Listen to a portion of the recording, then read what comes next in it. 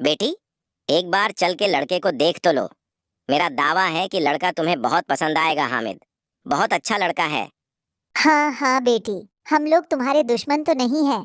किसी अच्छे लड़के से ही तुम्हारी शादी करवाएंगे ना। आखिर तू हमारी इकलौती बेटी जो हो। अच्छा ठीक है माँ, अब जज्बाती अल्फाज इस्तेमाल न करें। मैं चलने के लिए तैयार हूँ। चलो, फिर बिना देर किए हम सब चलते हैं। सभी हामिद के घर पहुंचते हैं। अरे क्या बात है बहन जी, अभी तक आपका बेटा नहीं आया।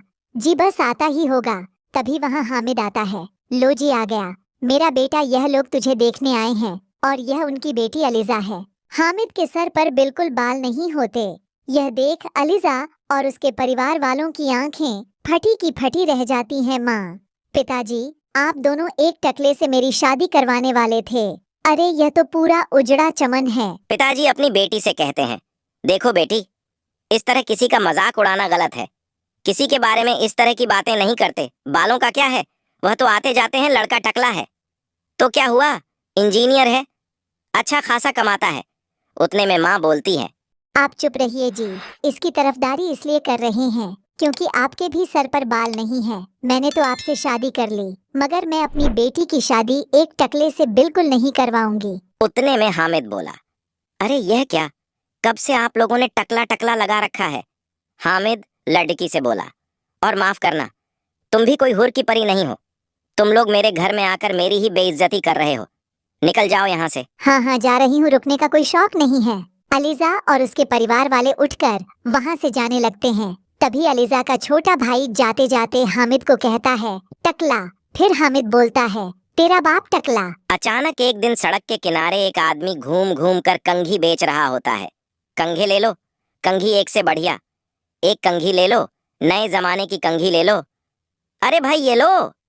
तभी उसकी नजर हामिद के सर के ऊपर पड़ती है। अरे माफ करना भाई साहब, आप इसे लेकर क्या करोगे? आपके सर पर तो बाल ही नहीं है। आपका तो स्टेडियम पूरा खाली है। चलता हूँ। कंघी वाले की बातें सुनकर हामिद को बुरा लगता है।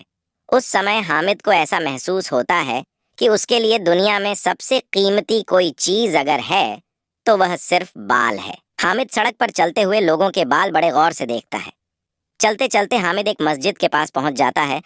हामिद मस्जिद में अल्लाह से अपने लिए रोते हुए दुआ में बाल मांग रहा होता है।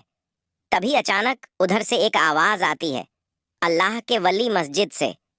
बोलते हैं, बेटा अल्लाह ने तुम्हें सब कुछ तो दिया है, अच्छी सेहत है, अच्छी नौकरी है।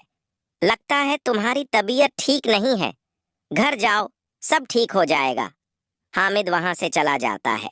घर पहुंचकर हामिद खाना खाता है और अपने कमरे में सोने के लिए चला जाता है।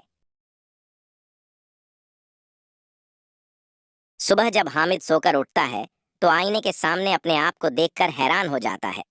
हामिद के सर पर एकदम घने बाल आ जाते हैं। हामिद खुशी से झूम उठता है। ये तो मोजेजा हो गया, मेरे सर पर बाल आ गए। लेकिन यह हुआ कैसे दोस्तों? अगर आप इस कहानी का दूसरा भाग देखना चाहते हैं तो हमें कमेंट करके जरूर बताएं। और हाँ, साथ में चैनल को सब्सक्राइब, लाइक, शेयर करना ना भूलें।